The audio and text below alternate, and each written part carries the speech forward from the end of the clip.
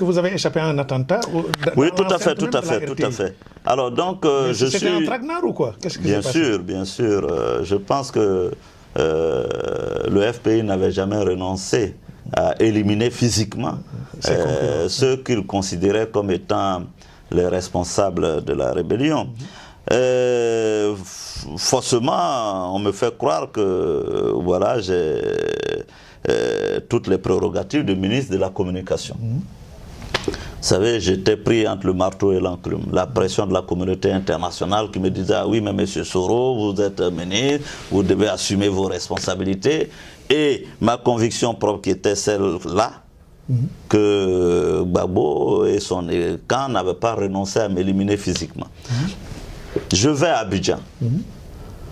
Comme tout ministre de la Communication, je décide d'aller visiter les structures sous tutelle du ministère, notamment la radio et la télévision.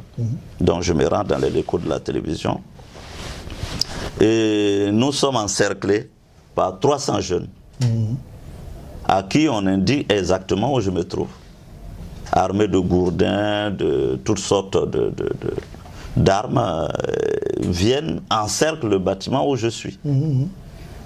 Et quand je vois justement que nous sommes pris, donc je demande à mes collaborateurs de partir pour sauver au moins leur vie et au moins témoigner de ce qui se passe là. Et comment nous restons 4. Vous étiez 4. Nous étions 4, dont 2 gardes-corps, un Sénégalais qui s'appelle Hassan, qui est aujourd'hui garde-corps du président Macky Sall, je l'ai vu, qui est là. Un Béninois, Soulé, qui est dans son... Il relevait de l'ONUCI. Il relevait de l'époque de la MICESI, la mission, voilà, l'ONUCI. Et moi-même et mon directeur de protocole. Donc, nous sommes pris pendant 2 heures à partir par les jeunes patriotes. Il a fallu que la force licorne décide, oui. C'est licorne finalement. Oui, puisque je suis signataire de l'accord de Lina Marcoussi. Et prenez l'accord de Lina Marcoussi, la France était engagée à assurer la sécurité des signataires, des protagonistes, des signataires de l'accord de Lina Marcoussi. Et c'est comme ça, donc nous, quand mes collaborateurs sortent, ils activent cet article de l'accord de Lina Marcoussi. La France fait la sommation à l'état-major ivoirien pour dire, bon, écoutez, nous, on a la responsabilité aussi d'assurer la sécurité de tous signataires de l'accord de Marcoussi.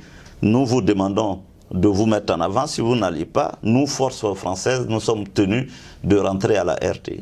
Voilà comment la gendarmerie, un jeune gendarme, parce que le commandant supérieur de la gendarmerie réunit les officiers, semble-t-il, et il leur propose de venir m'exfiltrer de la RTI. Tous se refusent, sauf un qui accepte de venir à la RTI. Il arrive avec un véhicule avant blindé qu'on appelle le VAB, il rentre à la RTI par poste de communication interposé. Il nous localise exactement. Il vient me voir et nous le suivons pour rentrer dans le véhicule blindé et nous sortons. Dans le véhicule blindé, je suis surpris. Le jeune gendarme me regarde, il me dit, et il m'appelle mon général.